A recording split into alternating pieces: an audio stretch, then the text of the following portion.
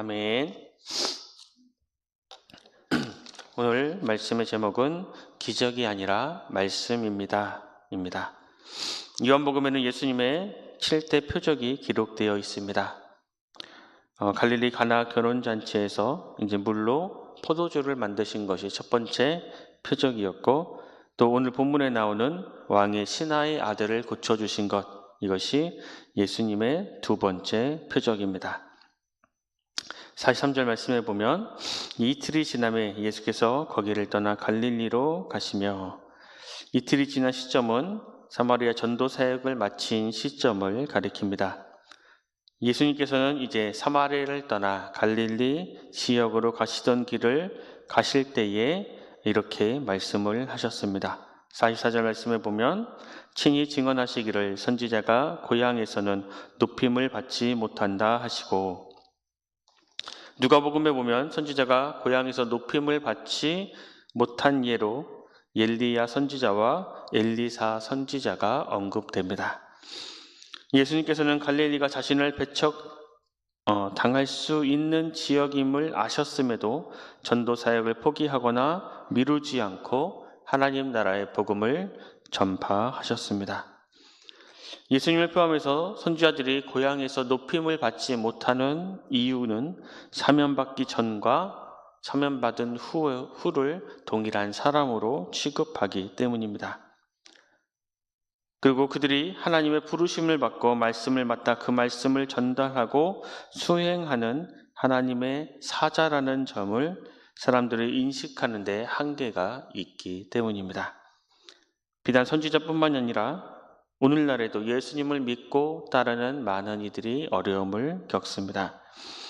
예수님을 믿고 변화되어서 주님의 말씀대로 살아가려고 하면 옛날에 그 삶을 아는 가족이나 친척이나 주변 사람들이 자신을 변화된 사람으로 인정해 주지 않습니다. 그럼에도 불구하고 주님의 은혜를 받은 자로서 그 어려움을 잘 견디고 이겨 나가야 합니다. 주님이 갈릴리를 회피하지 않고 전도 사역을 하셨듯 주변 사람들의 편견을 잘 이기며 주님의 길을 걸어가야 할 것입니다. 이어서 45절 말씀에 보면 이제 갈릴리 사인들이 예수님을 영접하는 모습이 나옵니다. 예수님께서 갈릴리에 도착하시기 전에 하셨던 그 말씀이 무색하게 갈릴리 사람들이 예수님을 영접합니다. 그리고 그 이유는 6월절에 예루살렘에 갔다가 예수님이 하신 그 모든 일을 그들이 보았기 때문입니다. 갈릴리 사람들의 이러한 행동은 예수님의 행적을, 예수님의 이적을 눈으로 확인해야만 믿는 수준이었다라는 것을 우리에게 보여주고 있습니다. 이어서 46절, 47절 말씀에 보면 예수께서 다시 갈릴리 가나에 이르시니 전에 물로 포도주를 만드신 곳이라. 왕의 신하가 있어 그의 아들이 가버나움에서 병들었더니 그가 예수께서 유대로부터 갈릴리로 오셨다는 것을 듣고 가서 청하되 내려오셔서 내 아들의 병을 고쳐주소서 하니 그가 거의 죽게 되었음이라. 예수님께서 첫 표적을 행하신 가나에 도착하셨을 때에 왕의 신하가 예수님을 찾아와 도움을 청합니다. 당시 갈릴리는 헤롯 안티파스가 분봉 왕으로 있을 때입니다. 그리고 이 왕의 신하는 직역하면 왕에게 속한이란 뜻이고 명사로 사용되어서 고위 관리를 뜻하기도 했습니다. 이 왕의 신하는 여기서부터 약 35km 떨어진 가버나움에서 왔습니다. 자신의 아들이 병들었는데 생명이 위태롭습니다. 왕의 신하는 예수님이 갈릴리로 오신다는 소식을 듣고 급히 예수님께로 왔습니다. 위태로운 상태에 있는 아들을 위해 아버지로서 할 수 있는 조치는 다 해봤을 것입니다.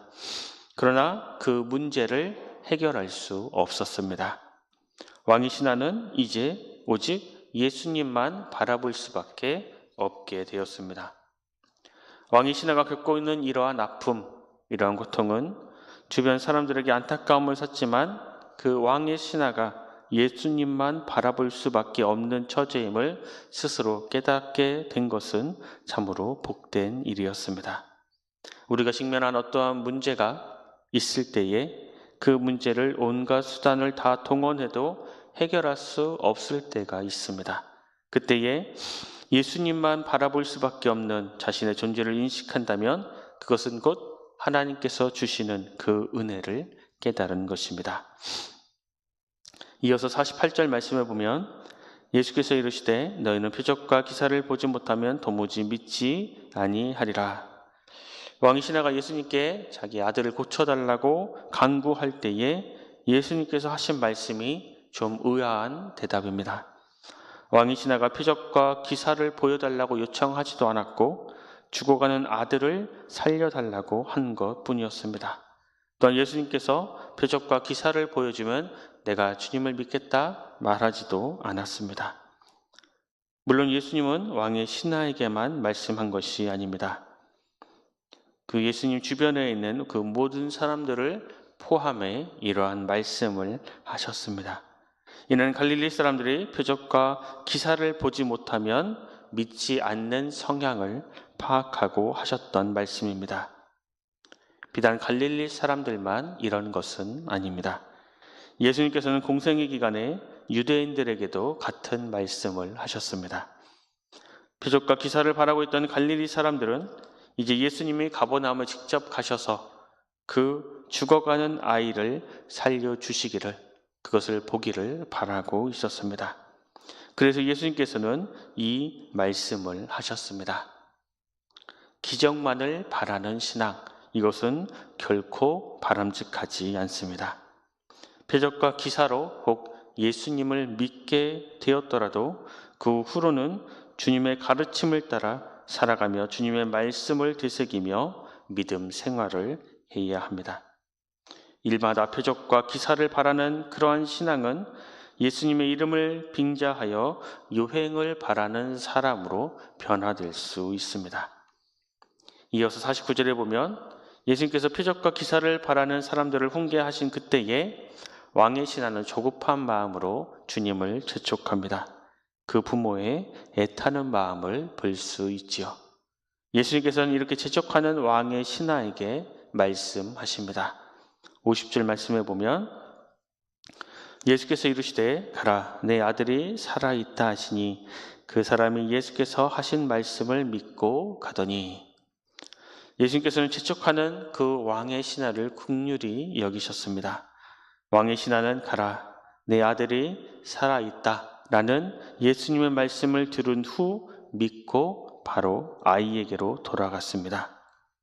예수님을 재촉했던 모습과는 달리 왕의 신하는 예수님의 그 말씀을 믿고 간 것입니다. 예수님께서 그저 가라 하신 그 말씀에 왕의 신하는 맥이 빠질 수 있었지만 예수님의 말씀을 믿었습니다. 엘리사 시대의 아람의 군대 장관 나아만의 모습과는 사뭇 다른 모습입니다.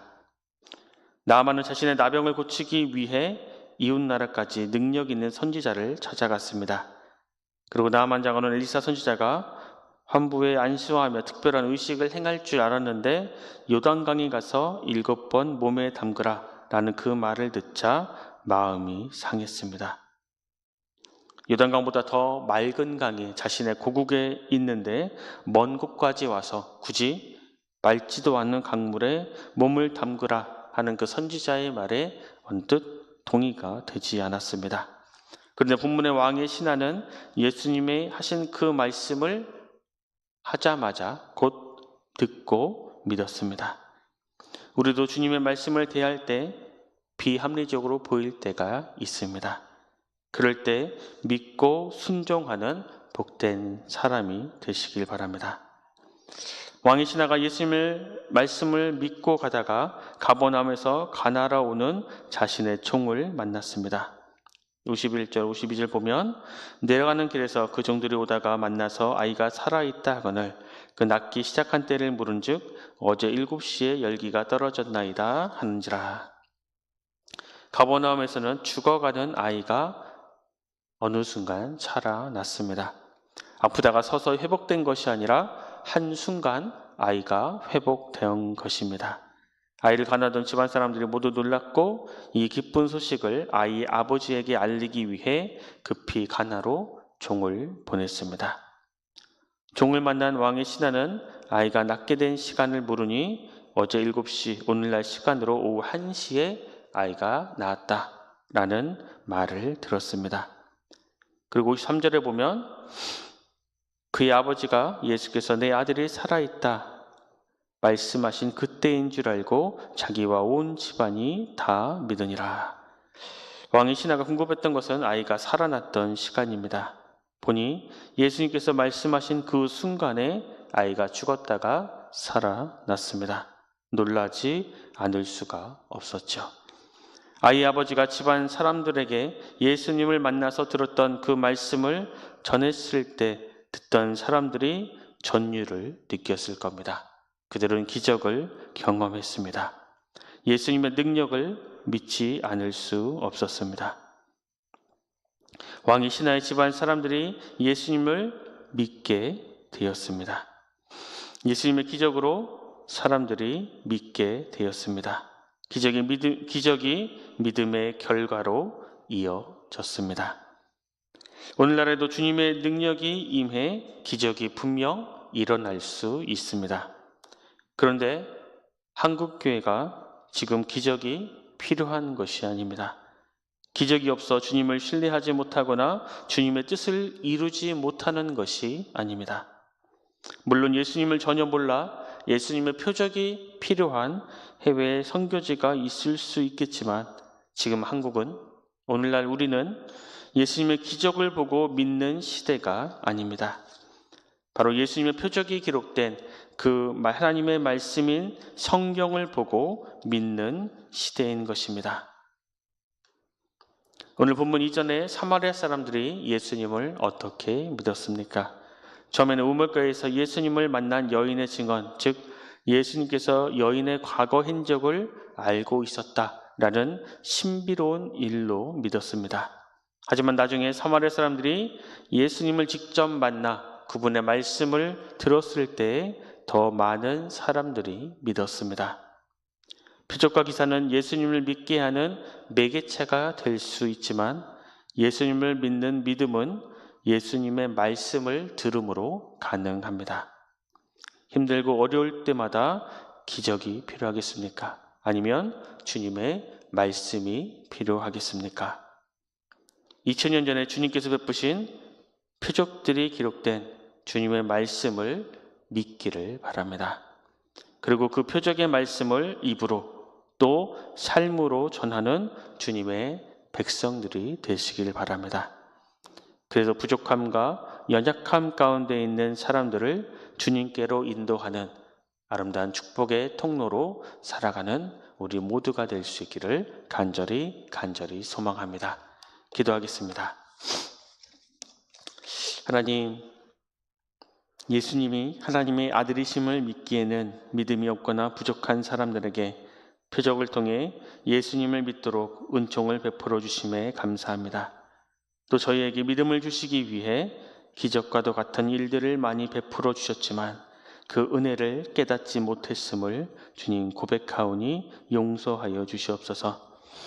기적을 보고 주님을 믿거나 어려울 때 기적을 바라는 사람이 되지 않게 하시고 그것들이 기록된 주님의 말씀을 읽고 들음으로 믿음을 성장하는 주의 백성들 되게 하여 주시옵소서.